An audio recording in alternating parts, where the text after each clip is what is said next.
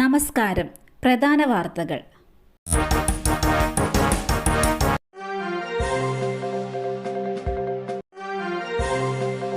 തലസ്ഥാനവും കീഴടക്കി ബി.ജെ.പി. ഡൽഹി നിയമസഭാ തെരഞ്ഞെടുപ്പിൽ ബി.ജെ.പിക്ക് വിജയം. കാൽനൂറ്റാണ്ടിന് ശേഷമാണ് ബി.ജെ.പി. ഡൽഹിയിൽ അധികാരത്തിലെത്തുന്നത്.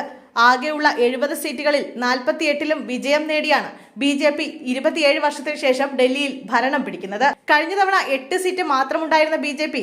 40 സീറ്റുകളാണ് ഇത്തവണ അധികമായി നേടിയത്. ആം ആദ്മി പാർട്ടിയുടെ ദേശീയ മുഖമായ അരവിന്ദ് കെജ്രിവാളിനെയും മുൻ ഉപമുഖ്യമന്ത്രി മനീഷ് സിസോദിയെയും പരാജയപ്പെടുത്താൻ കഴിഞ്ഞത് ബി.ജെ.പി. വിജയത്തിന് തിളക്കം കൂട്ടുന്നുണ്ട്. കഴിഞ്ഞ തവണ 62 സീറ്റുണ്ടായിരുന്ന ആം ആദ്മി പാർട്ടി ഇത്തവണ 22 സീറ്റിൽ ഒതുങ്ങി. കോൺഗ്രസിന് ഒറ്റ സീറ്റിൽ പോലും വിജയിക്കാനായില്ല. വൻമരങ്ങൾ കടപുഴകി, നിലം പതിച്ച കെജ്രിവാൾ, സിസോദിയും തോറ്റു. ഡൽഹി നിയമസഭാ തെരഞ്ഞെടുപ്പിൽ മുൻ മുഖ്യമന്ത്രി അരവിന്ദ് കെജ്രിവാൾ, മുൻ ഉപമുഖ്യമന്ത്രി മനീഷ് സിസോദിയ എന്നിവർ പരാജയപ്പെട്ടു. ന്യൂഡൽഹി മണ്ഡലത്തിൽ 3000 വോട്ടിനാണ് കെജ്രിവാൾ പരാജയപ്പെട്ടത്. ബി.ജെ.പിയുടെ പർവേഷ് സിംഗ് വർമ്മയ്ക്കാണ് വിജയം. അതേസമയം മണ്ഡലത്തിൽ കോൺഗ്രസ് സ്ഥാനാർത്ഥിയും മുൻ മുഖ്യമന്ത്രി ഷീല ദീക്ഷിതിന്റെ മകനുമായ സന്ദീപ് ദീക്ഷിത് 3ാം സ്ഥാനത്താണ്. ആദ്യമായാണ് കെജ്രിവാൾ തെരഞ്ഞെടുപ്പിൽ പരാജയപ്പെടുന്നത്.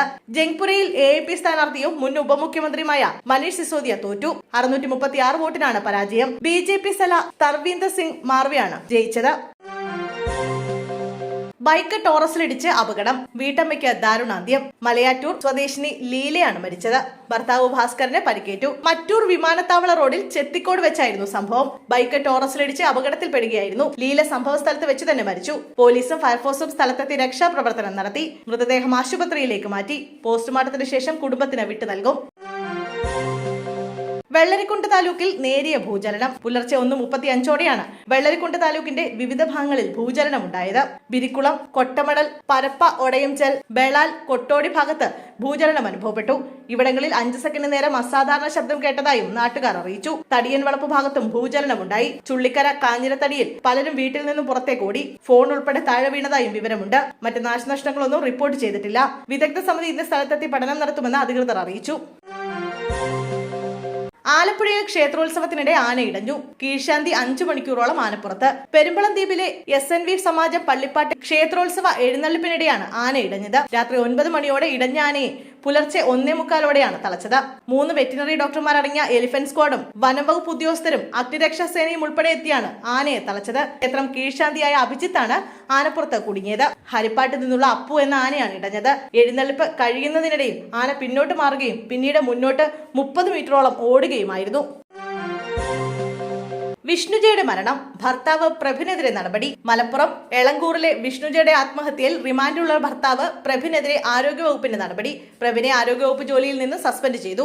മഞ്ചേരി ഗവൺമെന്റ് മെഡിക്കൽ കോളേജ് ആശുപത്രിയിലെ സ്റ്റാഫ് നഴ്സാണ് പ്രഭിൻ. ഈ ജോലിയിൽ നിന്നാണ് പ്രഭിനെ സസ്പെൻഡ് ചെയ്തത്. വിഷ്ണുജയുടെ മരണത്തിൽ ആത്മഹത്യാ പ്രേരണ, സ്ത്രീധന പീഡനം എന്നീ കുറ്റങ്ങളാണ് പ്രഭിനെതിരെ ചുമത്തിയിട്ടുള്ളത്. കേസിൽ കോടതി റിമാൻഡ് ചെയ്ത പ്രഭിൻ ഇപ്പോൾ ജയിലിലാണ്. സൗന്ദര്യം കുറഞ്ഞുവെന്നും ജോലിയില്ലെന്നും സ്ത്രീധനം കുറഞ്ഞുവെന്നും പറഞ്ഞ് വിഷ്ണുജയെ നിരന്തരം മാനസികമായി പീഡിപ്പിച്ചുവെന്നാണ് പരാതി. തിരുവനന്തപുരം രാജ്യാന്തര വിമാനത്താവളത്തിൽ ഡ്രോൺ ആക്രമണം ഉണ്ടാകുമെന്ന സന്ദേശം. സംഭവത്തെ തുടർന്ന് എയർപോർട്ട് അധികൃതർ ജാഗ്രതാ നിർദ്ദേശം പുറത്തിറക്കി. ഇന്ന് ഉച്ചയോടെയാണ് എയർപോർട്ടിൽ ഇമെയിലായി ഡ്രോൺ ആക്രമണം ഉണ്ടാകുമെന്ന സന്ദേശം എത്തിയത്. വിമാനത്താവളത്തിന്റെ സുരക്ഷ വർദ്ധിപ്പിച്ചിട്ടുണ്ട്. വിമാനത്താവള പരിസരത്ത് നിരീക്ഷണവും കർശനമാക്കി. മുമ്പും വിമാനങ്ങൾക്ക് നേരെ ബോംബ് ഭീഷണികൾ ഇമെയിലായി എത്തിയ സംഭവങ്ങൾ ഉണ്ടായിരുന്നു.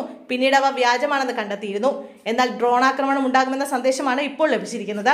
ഇതോടെയാണ് അധികൃതർ ജാഗ്രതാ നിർദ്ദേശം നൽകിയത്. അനന്തുകൃഷ്ണനുമായി തെളിവെടുപ്പ് നടത്തി. പാതിവില തട്ടിപ്പ് കേസിലെ പ്രതി അനന്തുകൃഷ്ണനുമായി പോലീസ് തെളിവെടുപ്പ് നടത്തി. ഭൂമി വാങ്ങിക്കൂട്ടി ഇടുക്കിയിലെ 5 സ്ഥലങ്ങളിലാണ് ഇന്ന് തെളിവെടുപ്പ് നടത്തിയത്. ഇടുക്കി ജില്ലയിലെ ശങ്കരപ്പള്ളി, കോളപ്ര, കുടയത്തൂർ എന്നിവിടങ്ങളിലാണ് തെളിവെടുപ്പിനെത്തിച്ചത്. കോളപ്ര 2 ഇടങ്ങളിലായി അനന്തുകൃഷ്ണൻ ഭൂമി വാങ്ങിക്കൂട്ടിയിരുന്നു. കുടയത്തൂരിലെ 5ാമത്തെ സ്ഥലം സിനിമകളുടെ സ്ഥിരം ലൊക്കേഷനാണ്. ഈരാറ്റുപേട്ടയിൽ വാങ്ങിയ സ്ഥലത്താണ് ആദ്യം എത്തിച്ചത്. സ്ഥലത്ത് പ്രതിഷേധവുമായി നാട്ടുകാർ എത്തി. ഇടുക്കിയിലും ഈരാറ്റുപേട്ടയിലുമായി 5 ഇടങ്ങളിൽ ഭൂമി വാങ്ങിയെന്ന മൊഴിയുടെ അടിസ്ഥാനത്തിലാണ് തെളിവെടുപ്പ് നടത്തിയത്. സ്വദേശമായ തൊടുപുഴയിലെ ഓഫീസും വീടും പരിസരവും അനന്തകൃഷ്ണൻ പോലീസിന് കാണിച്ചു കൊടുത്തു. നാളെ കൊച്ചിയിലെ ഓഫീസിലും ഫ്ളാറ്റിലും തെളിവെടുപ്പ് നടത്തിയേക്കും. യുവാവ് വീടിന് സമീപത്തുള്ള തൊഴുത്തിന് സമീപം തൂങ്ങി മരിച്ച നിലയിൽ കണ്ടെത്തി. മണ്ണാക്കോണം തെറ്റിയറ വീട്ടിൽ ജയനാണ് മരിച്ചത്. 38 വയസ്സായിരുന്നു. സംഭവത്തിൽ ദുരൂഹതയില്ലെന്ന് പോലീസ് പറഞ്ഞു. എന്നും വിശ്രമിക്കാറുള്ള സ്ഥലത്തിനടുത്താണ് മൃതദേഹം കണ്ടെത്തിയത്. ഭക്ഷണം കഴിക്കാനായി ഭാര്യ വിളിക്കാനെത്തിയപ്പോഴാണ് തൂങ്ങിയ നിലയിൽ കണ്ടെത്തിയത്. ആര്യങ്കോട് പോലീസ് മേൽ നടപടികൾ സ്വീകരിച്ച ശേഷം തിരുവനന്തപുരം മെഡിക്കൽ കോളേജ് പോസ്റ്റ്മോർട്ടം നടത്തിയ മൃതദേഹം ബന്ധുക്കൾക്ക് വിട്ടു നൽകി. യുവാവിന് ഭാര്യയും 2 മക്കളുമാണുള്ളത്. അമ്പലപ്പുഴയിൽ കുറ്റിക്കാടിന് തീപിടിച്ചു. ഒഴിവായത് വൻ ദുരന്തം. അമ്പലപ്പുഴ ജംഗ്ഷന് സമീപം ടൗൺ ഹാളിനോട് ചേർന്നുള്ള കാടിനാണ് തീപിടിച്ചത്. സമീപത്തെ ട്രാൻസ്ഫോമറിനരികിൽ വരെ തീ എത്തിയെങ്കിലും നാട്ടുകാരുടെ ഇടപെടലിനെ തുടർന്ന് വൻ ദുരന്തം ഒഴിവായി.